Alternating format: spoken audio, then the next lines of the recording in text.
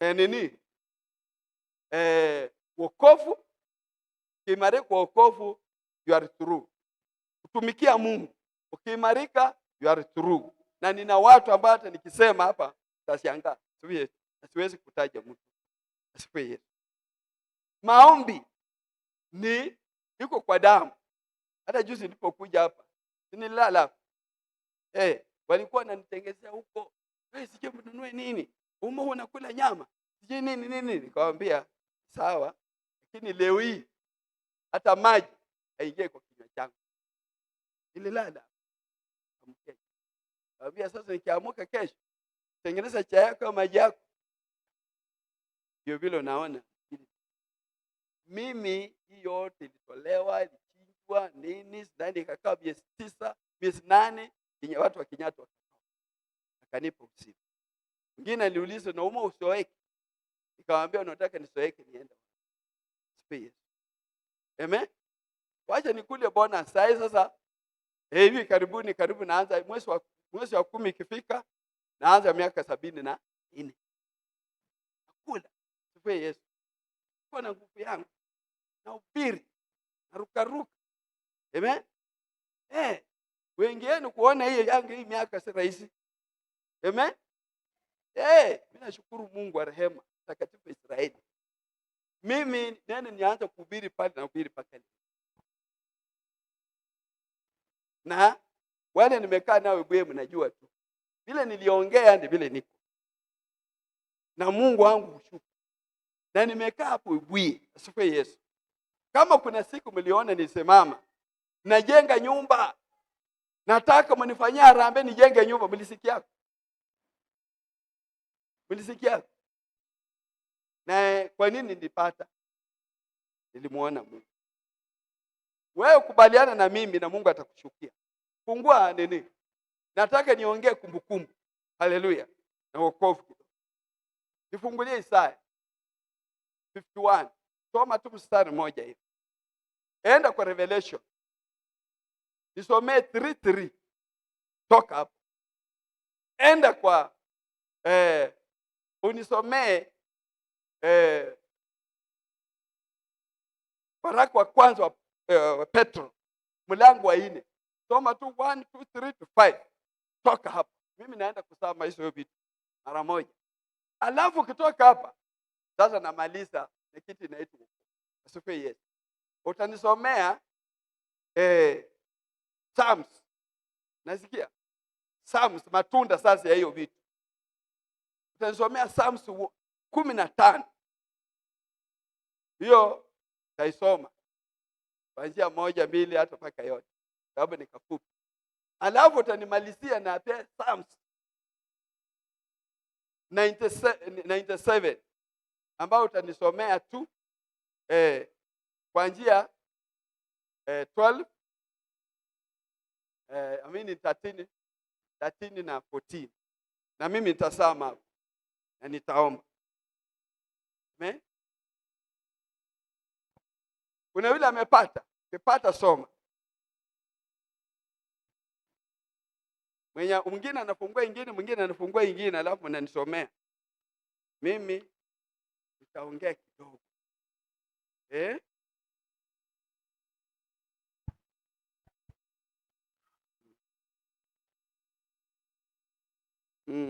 Isaya 51 mstari wake 1. Nisikilizeni ninyi mnaoifuatia haki. Ninyi mnaoifuatia mtafuta Bwana. Uangalieni mwamba ule ambao mlitolewa kwa kuchongwa. Na tundu la shimo ambalo mlitolewa kwa kuchimbuliwa. Amen. 3:3 Revelation.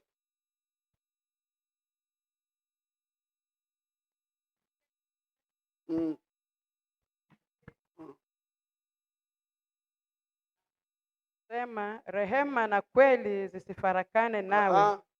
Revelation 3 verse 3. Revelation, Ufunuo kwa Kiswahili.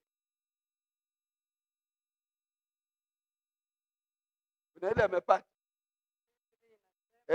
Wacha yeye mama amepata hii somo. Basi Soma. basi kumbuka jinsi ulivyopokea na jinsi ulivyosikia. Yashike hayo na kutubu. Walakini usipokesha, nitakuja kama mwivi, wala hautaijua saa nitakayokuja kwako. Amen. Soma 1 Peter 4:1-5. Waraka wa kwanza wa Petro mlango wa 4 mstari wa kwanza hadi wa 5. Nasoma kwa uwezo wa Bwana. Basi kwa kuwa Kristo aliteswa katika mwili wake, ninyi nanyi jivikeni silaha ya nia ile ile. Kwa maana yeye aliteswa katika mwili, ameachana na dhambi. Tangu sasa msiendelee kuishi katika tamaa za wanadamu, bali katika mapenzi ya Mungu. Wakati wenu uliobaki na kukaa hapa duniani. Maana wakati wa maisha yenu uliopita watosha kwa kutenda mapenzi ya mataifa, kuenenda katika ufisadi na tamaa na ulevi na karamu za ulafi na vileo na ibada ya sanamu isiyo halali, mambo ambayo wao huona kuwa ni ajabu ya ninyi kutokwenda mbio pamoja nao katika ufisadi ule ule usio na kiasi, wakiwatukana. Nao watatoa hukumu walio hai na waliokufa. Andiko libarikiwe. Amen. Haya, Psalms 15. Sasa ni swali. Psalms 15 from 1 inasema, basi ni nani atakayekaa katika hema yako? Ni nani atakayefanya maskani yako katika kilima chako kitakatifu? Ni mtu aendaye kwa ukamilifu na kutenda haki, asemaye kweli kwa moyo wake, asiyesingizia kwa ulimi wake, wala hakumtenda mwenziwe mabaya, wala hakumsengenya jirani yake. Machoni pake mtu asiyefaa hudharauliwa, bali huheshimiwa machoni wa mchao Bwana. Ingawa ameapa kwa hasira yake, huyabadili maneno yake. Hakutoa fedha yake apate kula riba, hakutoa rushwa amwangamize asiye na hatia. Mtu atendaye mambo hayo huondoshwa milele. Amen. Baba, katika jina la Yesu, ninakushukuru naposimama kati ya viumbe vyako. Fungua akili ya kila mmoja Baba, na unuguse ulimi, na ndani yako atakayesikia Baba lipate kuwajenga, na Mungu wa rehema utukufu kurudie, ya giza naweza kuinuka ipate kushinda, na ni katika jina la Yesu Kristo naomba na kushukuru. Basi nataka unisikilize au niangalie. Nataka niongee kwa uchache on the summary 4, na tutaomba Mungu. Hakuna mwenye anataka kuokoka hapa atasema John nani no. Wewe ni mtu ambaye Mungu amekujalia, na ulipata neno hii si kwa sababu ulikuwa na masomo, na si kwa sababu ulikuwa umefika kiwango fulani au ulikuwa na hali yote. Ilikuwa ni neema iliyokuja. Kwa hivyo neno likaanza likisema, nyinyi mnayefuatia haki, nyinyi mnayemjua Bwana, nyinyi ambao mmejaliwa kufikia hali fulani, angalia vizuri jinsi uliyopata. Angalia ile mwambo uliotolewa. Mungu huchora, Mungu wakati neno linakuangukia, limeandikwa katika Isaya 49 mstari wa 8 ya kwamba saa ulikubalika yeye Mungu alikuona, na wakati wokovu alikusaidia. Haleluya. kiidi kisudi ya kwamba wewe uwe ngazi na wewe ukielelezo, kupitia kwako waone Mungu. Haleluya! Mahali unaweka mguu waone Mungu, neno unayefanya waone ya kwamba kweli hii ni hili na ukweli. Mungu hakuumba mwanadamu tosieke wala hangaike, na hakuumba mwanadamu. Haleluya! Aliumba mwanadamu apate kuishi na mwanadamu apate kuona mema. Hiyo ndio sababu nasikia kwamba Adamu aliweka katika paradiso, mahali pana kila kitu, matunda aina yote, nyimbo za ndege aina yote, vilio vya wanyama aina yote. Haleluya! Na ili mwanadamu ajihisi, na ili mwanadamu anapotembea anatembea katika utu wa Bwana, katika utu ya utakatifu ya kumuinua Jehova Mungu, kuinua muumba wake. Haleluya! Kwa hivyo neno likasema, linasema angalia ile mwamba uliotolewa kwa kuchonga. Ulitengenezwa ndugu yangu, dada yangu. Wakati neno likuangukia lilikuwa na kisudi na wewe. Kisudi ya Mungu ilikuwa ya kwamba vile umekutana na hii neno, mambo ingine dunia isikumeze. Haleluya! Ili Mungu mwisho wako iwe sawa sawa. Na ndio sababu katika Ufunuo neno nasema nasi angalia vizuri, uweke msimamo, ukae kidete, ukae katika hali ya usupavu, hali zile ya kuhangaika, sababu umekutana na neno, hata ikiwa usiku, hata ikiwa nini. Hiyo ndio sababu Yesu alinena. Ukisoma Luka 10:24-25, alipoangalia umati, aliutazama hiyo umati na akawaambia, mtu yeyote akitaka kunifuata, haleluya, akitaka awe mwanafunzi wangu, lazima ajikane na achukue mzigo wake kila siku. Kitu ambayo inafanya watu wa Mungu wengi, mambo mengi inatendeka, na anafanya mpaka anafika mahali hawezi kaelewa wokovu ni nini, au Mungu, au kazi ya Mungu, hali ya Mungu ni nini, mpaka unajirudisha kwa dini. Haleluya! Dini ni nini? Dini ni kichaka. Dini ni mahali watu wanakaa na vikaa visiofaa, mawazo yako inachukuliwa. Haleluya! Hiyo ni kidini. Lakini wokovu ni kuimarika. Wokovu ni kumcha Mungu. Kumcha Mungu ni kujitenga na uovu. Kumcha Mungu ni kuimarika. Kumcha Mungu ni tumaini la uzima. Kumcha Mungu. Haleluya! Ndio ile maswali unaona inauliza katika qualification. Kila kitu, hata mtoto akiwa kwa primary lazima afanye mtihani, atapimwa, ndio akienda kiwango fulani au kitengo fulani anaingia. Na yule ambaye ameimarika akiingia kwa hiki kitengo, hakika hata mtoto utamuona kama anafanya vizuri, sababu alipita mtihani kwa hali ya kipekee, kwa hali ya kusoma, kwa hali ya kuelewa. Mahali anaenda hata kuwa na shida. Lakini kama ulimsukuma akawa kukiraa na akapita kibahati, in most cases akienda mbele, huwa mambo inakuwa magumu. Unajua watoto wengi wameingia university wakibadilishwa nini? Faculty yao. Sababu alijaribu zingine shule, akaenda ile faculty anafanya hapasui, mpaka wanarudi kwa droba. Unaona hiyo sasa? Wacha tumpee hii. Sasa ile wanampea si yake, si ile ambayo zingine roho yake ilitaka.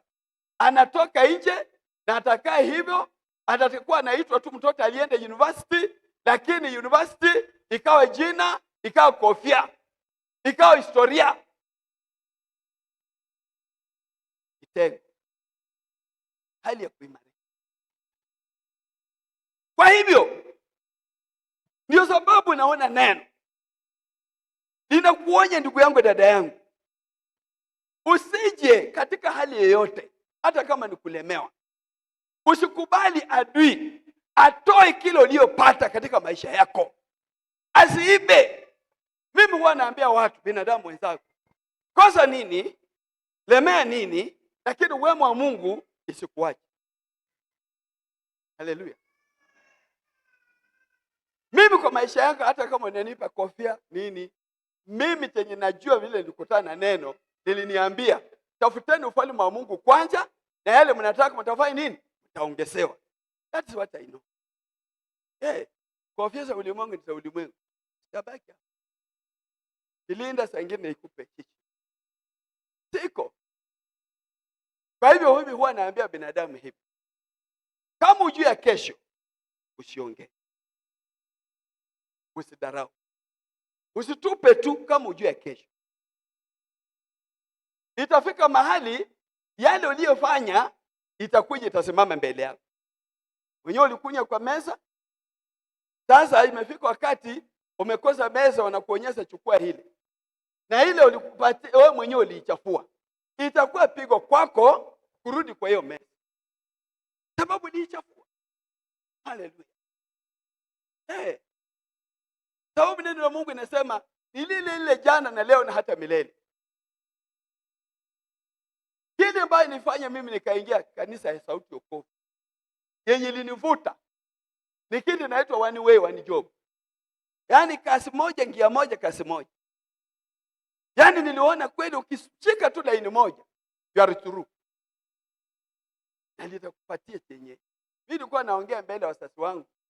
Wanasema wewe ni mwenda simu. Kitu gani unasema? Najua nilianza kwetu zamani waliamini kwa nyumba za nyasi. Ukimwambia mtu kwa nyumba ya mabati waseme ya mabati hawafanyie kimila hapo. Kwenda huko na ujinga yako. Mimi nilikuwa natusua na baba paka anasema mali. Yaani naongea kama mwenda simu. Na kumbe mimi namwambia hii na hii baba itakuwa. Hata hii Sauti ya Wokovu mimi nilitabiri. Nilikuwa na president archbishop. Kama tunafinyanya kwa box hii matatu inaitwa box ya samani. Natoka hapa naenda. Nikaona kiti. Na nikamwambia Sauti ya Wokovu inaenda gari. Hata mimi Kenneth Ouma nitadrive. Sasa mimi nilikuwa nafanya pa nijua saa ingine nitachukua cooperative, nichukua loan ninunue gari. Hiyo ni mawazo saa ingine nilikuwa inaniambia inawezekana. Haikutendeka hivyo. Asifiwe Yesu. Leo hii nilikuwa nauliza iko kiwanja ambayo inatosa magari ya Sauti ya Wokovu. Hakuna kiwanja. Hawana kiwanja na sitosha hiyo. Asifiwe Yesu. Huyu Jalango siko na gari. Imewahi kuja hapa kweli? Imewahi. Jalango ameleta gari yake hapa. Jalango yuko na gari. Siku nilimleta hapa kwa nini? Ku hand over sio?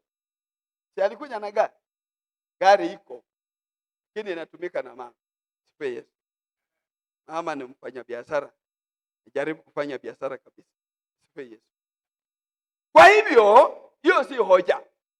Mimi huwa nasema hivi, Mungu kinipa kitu, hata kama ni gorofa, wache kwe nyuma. Lakini neno lako lifanye nini? Liwe mbele. Sababu hii yote unaweza angalia ni wapi? Si mimi nimemalisiwa kwa barabara na gari.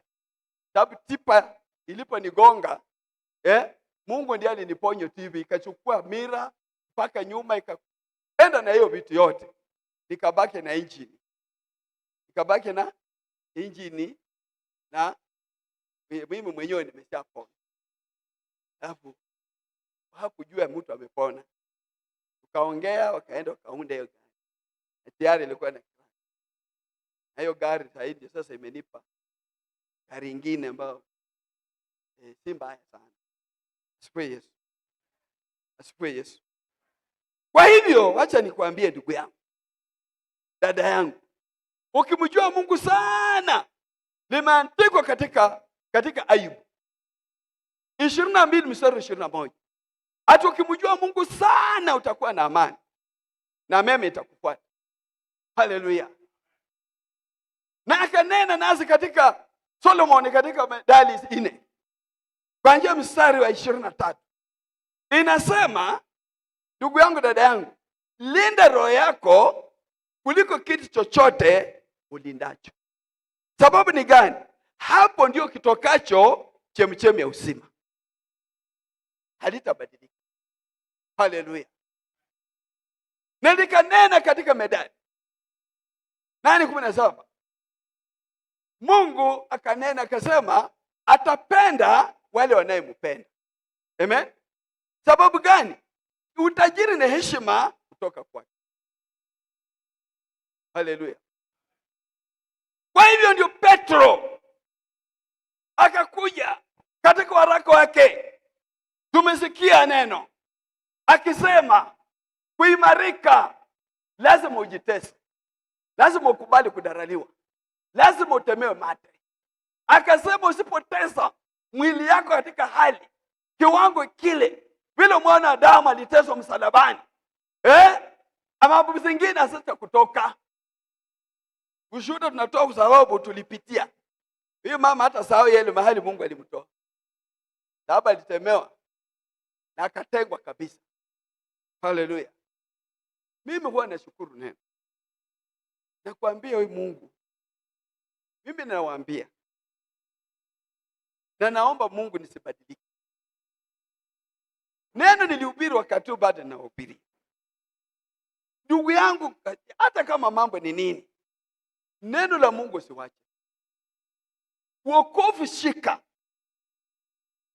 Sababu ni gani? Limeandika katika hii Isaya 51 kuanzia mstari wa 5. Inaongelea. Ukienda mstari wa 6 inasema angalia hii mbingu itatoweka na nchi itachakaa, lakini wokovu ya Bwana peke yake ndiye milele. Mambo yote ukitaka kusoma hapa vizuri, haleluya, soma kuanzia mstari wa 5.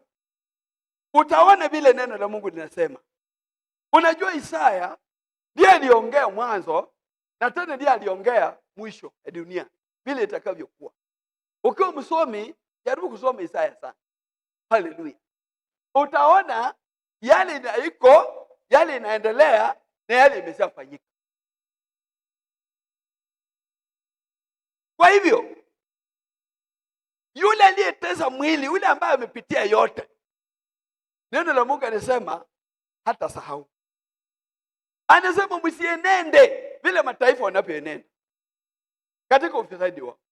Wacha watu wachekecheke, wacha waruke. Wewe kaa kama mjinga. Paulo alisema una macho, kaa sasa huna macho. Una masikio, kaa sasa huna masikio. Haleluya. Sababu gani? Laana isiyo na sababu haichape mtu. Linatazama vizuri. Sababu Mungu hakuumba mwanadamu angamie. Limeandikwa katika Ezekiel. Kwa nini watu wanatesheka? Mungu alimwambia Ezekiel 35. Likawa ni nini? Inasema ndugu yangu, tumezaliwa kwa damu. Na damu ya kweli inaweza ikakuinda. Damu ilifanya watu wa Israeli wakahangaika katika jangwani for 40 years. Ile mambo inawafuata babu zao. Ilikuwa ikiwafuata. Ulizaliwa kwa mwili, kwa damu. Damu ufuatae usipoikataa. Kuna mambo itakuwa inatendeka kwako unafikiria ni kawaida. Hakuna kitu kawaida. Neno la Mungu limehakikishwa ni ngao na kigao kwa wanayemtumainia. Haleluya. Na wanayemtumainia hawatakosa kilicho chema. Limeandikwa ya kwamba wanasema utandikiwa na huona njaa. Haleluya. Na sasa unamuona Mungu utaona uzima. Na ukimkosa unajidhuru mwenyewe. Na ukimchukia umependa mauti. Haiwezi pita. Hiyo ndio vile ilivyo. Umependa usipopenda. Hakuna siku la Mungu, neno la Mungu litabadilika. Linahakikishwa ni ile ile jana, leo, hata milele. Kwa hivyo nimetuambia katika waraka wa Petro ya kwamba watawacheka, hata watu watawaongelea. Kwa sababu msipofanana nao watawaongelea. Ninashukuru kwa ushuhuda ndugu yangu huyu. Baba shika. Ilikuwa ni mapenzi ya Mungu. Usiangalie nyuma. Mambo najua maisha ni mabonde. Milima na mabonde. Hali ingine inaweza ikakuja kafika mahali. Wacha nikwambie, usiwache neno. Mimi nilifanya kazi kwa Pan African Paper na nilikuwa nimepata pale accident pale, ndio nilishikwa nikatubuliwa. Na wakati walisema wana retrench, wakasema union ilikuwa imefile kesi ili sisi tulipe. Sasa sisi tulionekana kama watu wabaya sana, tumestaki kampuni. Sisi ndio walikuwa tulipigwa check nje mara moja. Check. Ninapigwa check wenzangu. Ndio mtoto wangu wa kwanza sasa anatoka 7 anataka ingie 8. Kazi imeisha. Haleluya. Kazi imefanya nini? Imeisha. Na kule wanatuita outsider. Hata wale watu wa nje. Yanga ametoka akikwambia. Tulikuwa tunaita watu wa hawataki hata tuonekane karibu na gate hapo. Mpaka ilibidi tuende kwa koti. Walikuwa wanataka sisi wetu wote tulifutwa Pan Paper tutoke Webuye. Ilibidi watu waende koti. Koti ikatoa order. Wanasitoka Webuye namna gani na wenyeji Webuye? Mseme wasiingie kwa factory yenu. Haleluya. Koti ndiyo ilisimamisha kama watu wamechochoa sisi tusionekana hata area hii. Mungu ushuka wenzangu. Tena limeandikwa, si jambo nasema. Ukisoma Isaya 57 mstari wa 15. Mungu alinena. Akasema yeye ni Mungu aliyetukuka. Akae mahali pa juu. Anaitwa mtakatifu.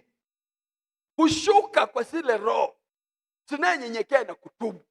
Ndio naona ukijinyenyekea, ukijilinda kiroho, heba halitakosa wema wa Mungu ndani yako. Yeye anashuka na kuimarisha. Kanisa leo inahangaika kwa sababu hakuna kitu inaitwa Roho Mtakatifu. Watu kujazwa ni nguvu. Haleluya. Kanisa inakaa dry. Ndio sababu unapata mtu anaweza kufanya vyake hata haelewi. Lakini wewe akiingia kwako, akushage, mawazo mengine itakuwa. Unalala usiku kama wewe unaona mbingu naongea. Haleluya. Unajua mimi usingizi ndio huwa natoa mimi kwa kuongea. Mimi bila unaniona hii nalala kama mtoto mdogo. Nikilala ikwisha, hata sichoche ninaendelea nje, mama ndiye ataniambia. Hata ulisikia yako hivi. Hata mvua ilinyesha sijui. Nalala kama muvu. Haleluya. Kwa sababu limeandikwa, walio wangu nitawapea usingizi. Haleluya.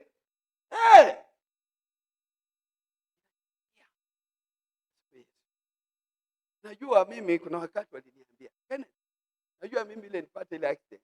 Hiyo kitu ilinifanya nikishingo hivi. Ilini affect. Sasa huwa kitu inaitwa nafu. Nafu ilienda tu vile ulikuwa unasikia kwa ushuhuda kukuya. Hiyo mimi nilituma kwa MRI. Angalia. Nasema sasa kitu iko Kenneth. Natakana ufanywe. Ni gani?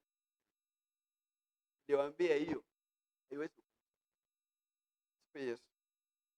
Hiyo haiwezi kutokea. Amen.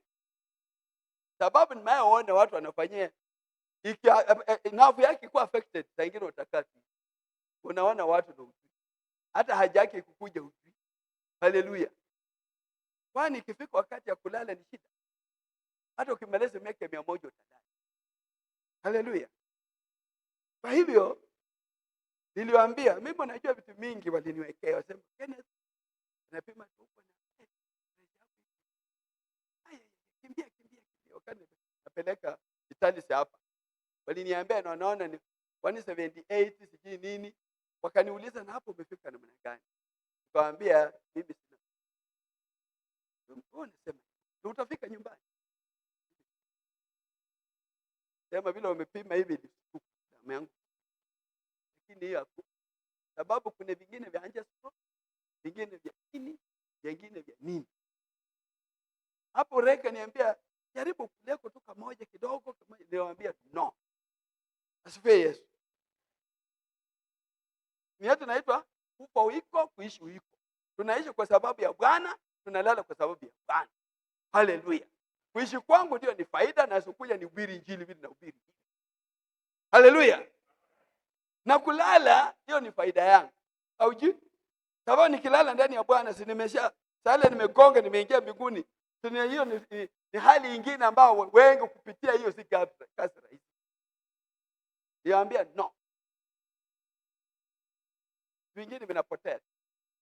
Kuna vitu vingine vinakuja kwa kisudi ya kuweka mabusi na kuweka sijui nini, ni kuweka kwa mambo makubwa usito. No. Ukiona Mungu ameona usima. Alisema niite na nitakuitikia. Na nitakutendea ile usijua. Soma 33 Yeremia 3. Nasema hakuna siku neno la Mungu litaenda hivi. Ninakufundisha wewe leo hii. Shika hii neno na neno litakushika. Ukipenda neno litakupenda. Sababu mambo yote nilisema natoka kwa Jehova Mungu. Tena Mungu hadiki, uweze ukampumbaza. Limeandikwa, kile upandacho mtu ndio utakachovuna. Ukipanda kwa mwili utavuna uharibifu. Ukipanda kwa roho utavuna uzima. Hiyo ni Wagalatia 6:7. Haipiti kamwe. I'm telling the truth. And it will never change. It remains the same. Unaweza kuadi ufanye nini? Kenya haipendezi Mungu na imani ya kusitasita. Anasema mwenye haki wangu ataishi kwa imani. Na ukisitasita, umesha promote hiyo kitu. Because now it is promoted, it has shaken you. And you have seen, hey, there is death here. Then, definitely, you have already signed. Hiyo mkataba imeshaweka. Na unaona hivi. Haleluya. Mungu hushuka. Na akishuka anatekeleza. Kwa hivyo tusije tukatufananisha na ile tambaza ulimwengu kama wanadamu. Tusienende kama wanadamu. Haleluya. Na neno likamaliza. Sababu wacha ulimwengu kuangalie. Sababu uende bila ulivyo. Wakati mimi naanzisha hii Yesu tukuleta pamoja. Nilikuwa na rafiki yangu alisema, "Wewe unatembea unaongea, unaunganika na watu ulimwengu wanaleta." Nikamwambia umesoma Biblia mzuri kabisa. Soma vile Yesu alikuwa anasema katika mlima. Mathayo 5. Nasema heri wapatanishi. Heri wenye huzuni, wenye njaa ya neno. Kwa hivyo ni Mungu akanijalia kila nyuma huko, kila mtu aliomba kwa nyumba ya kila mmoja akikunywa. Hata tumewahi kumwagiana hapa. Tumewahi kufanya yote. Kwa sababu nimependana nao. Kwa sababu huwa hawaniachi. Mimi sijala hata kama niko mbali. I do it. Kwa sababu ninapenda nikiona neno nasema kinyo unataka ukule vizuri, unataka uone, takia mwenzako hivyo. Haleluya. Kisema sasa mimi nimepata, hii ni yangu, sitaki hii mlango ifungwe. Baada ya hiyo ni choo. Utashika hiyo choo. Utaanza tena kabisa, hata kama umetoka kwa choo naenda kunawa mkono. Sababu unaona chenye umetoka hapo si kizuri. Unaona kama mkono yake ni yako tu mwenyewe, lakini unaona mkono yake inanuka. Hutakuwa furaha kama maji hakuna, hutakuwa na amani. But it is your own. Hallelujah. Unajua huko nje tumepata mafundisho baadhi mingi. Wanasoma ati ile haja yako ndogo hiyo. Ati ni mabati inatibu. Mwingine alikuwa anasema tena na lecture kwamba haja yako ndogo inatibu nini? Inakutibu kikunywa, ati inakutibu high blood pressure. I don't know. Wengine alithibitisha. People are talking kitu kama hiyo. Mambo iko, maarifa iko wapi? Dunia ndio iko na maarifa yote. Vile ndugu yangu alikuwa anasema wanatafuta wafanye nini, lakini Mungu ni neema. Ndugu yangu, shika neno, nitakuongezea wingi wa siku na miaka na usiku. Asifiwe Yesu. Mimi ona ikitembea hivi, mimi ni mikizi. Choma na radi. Sikwa. Mimi nyama yote. Mtu hasira ya watu wengine hawako na mwito, alikuja na za zamani zilikuwa hazikuwa plastic kama sasa. Zilikuwa ni chuma. Nitembea hapa paka iliishi kwa mwili yangu for 8 months. Hii kadiboli ikawa kilo. Ikawa kama mtu ambaye yuko mimi. Haleluya. Imekuwa hivi. Hiyo kaenda ukachonga. Ukasema hii imereact. Bosi yangu iko na kansa. Ikareact. Wakachonga. Hapa ilikuwa imekataa kushikamana. Imefanya shida. Kafanya nini? Yeye ndio alifanya tena operation nyingine. Na wakati ya pili ilikuwa ninahubiri Injili. Na niliingia Kenyatta kama nahubiri Injili. Na Kenyatta kama niko na burdens. Miujiza ilitendeka. Hiyo ndio vile huwa nashukuru Mungu. Unajua mimi nilikuwa naamini. Nikisikia tu malaria au inaniuma, natembea kwa manyumba. Nikipata mtu mgonjwa na niombee mgonjwa anapona na mimi napona. Sababu si mimi ndio nimetumikiwa kama chombo. Ipite uponye huyu na mimi nibaki. Mimi pia napona. Haleluya. Hiyo niliamini, nimetembea naye muda mrefu sana. Amen. Nimetembea naye muda mrefu. Kenyatta pale nilipata mtu ambaye kitu haiwezi ingia. Mungu wa Israeli alifanyia operation huyo jamaa. Alikwenda kutoka akaniambia ni muibe. Sisi sasa amekaa kwa hospitali